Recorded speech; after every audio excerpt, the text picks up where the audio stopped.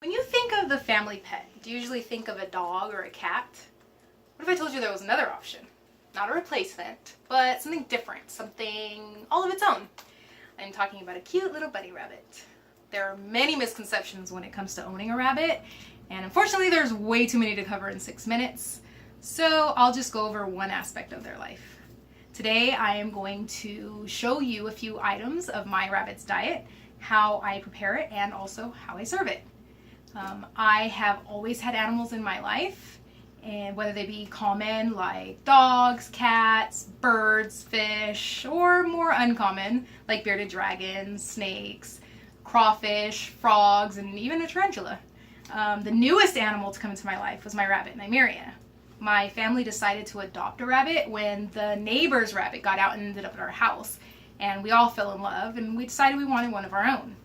So I researched many things about their lives, including their diet, because of course food is such an important aspect of a happy life. So today I will show you what I've learned by showing you my rabbit's diet. First, I will gather all the food and material. Next, I will prepare it. Third, I will distract my rabbit. And then finally, I will place all the food in her feeding areas. So let's get started. The first thing I'm going to do is to gather the material and the food. Her food is her hay, which is provided 24/7. Her greens, which is for breakfast. She likes romaine lettuce, cilantro, and the tops of carrots. And then pellets for dinner. And on occasion, she gets treats. And then for the materials, I will use the sink to rinse off the greens and a knife to cut produce. So now that everything is gathered, I will move on to the second thing, which is to prepare. Her hay, I will just grab a handful, and that's to replenish her supply, because hay is provided 24/7 because they have to constantly be eating for their digestive tract to constantly be moving. If they go too long without eating, they actually can become pretty deathly ill. So it's really important. And then for the greens, I will rinse those off in the sink so that there is no dirt on them. I will then, after everything is rinsed, which it already is, I will cut the tops off of the carrots.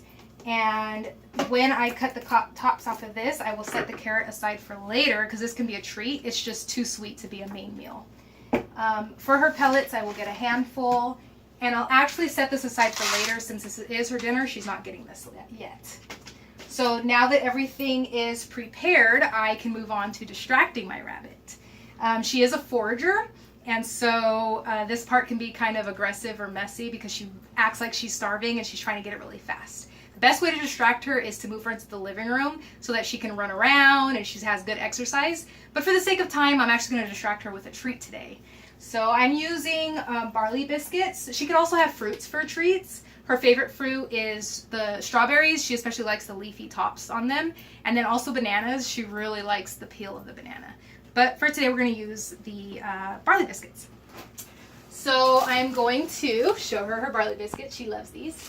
I will put them inside of her tunnel. All right. Get in your tunnel. And then I will move her tunnel out of the way. And now I will grab her hay and place it inside of the container. Usually not that messy. And then I will grab her lettuce and place it right next to her water bowl. And then the last thing I do is I will string all of the stringy produce into her veggie ball and place it here. Now that everything is in place, I can move her back.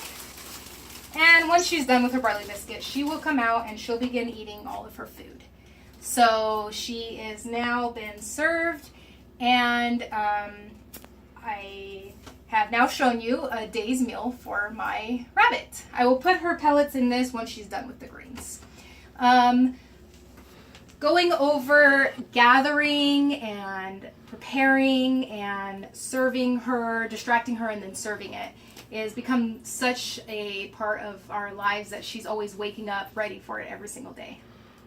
For us, adoption was the only option because not only do, number one, it rehome some lost, surrendered, or maybe abandoned rabbits, but also because most shelters and rescues, they get their rabbits fixed. And this is important not only for the population issue, but also because rabbits, when they hit puberty, they become really aggressive, or they can also become really messy. And so pet shops, they don't have their animals fixed, their rabbits fixed, because they're too young. And so the cost of that, which is really expensive, goes on to the pet owners. And so either the lack of knowledge of knowing that this needs to be done, or maybe the lack of funds, means that puberty is the main point in a rabbit's life where they get either surrendered or they get let out in the loose where they can't actually survive. So my goal here is that when you think of animals that are at shelters, you won't only think of dogs and cats, but you might also think of rabbits, because they also need to be rescued. And hopefully in this speech I've done my part to help another rabbit find their forever home.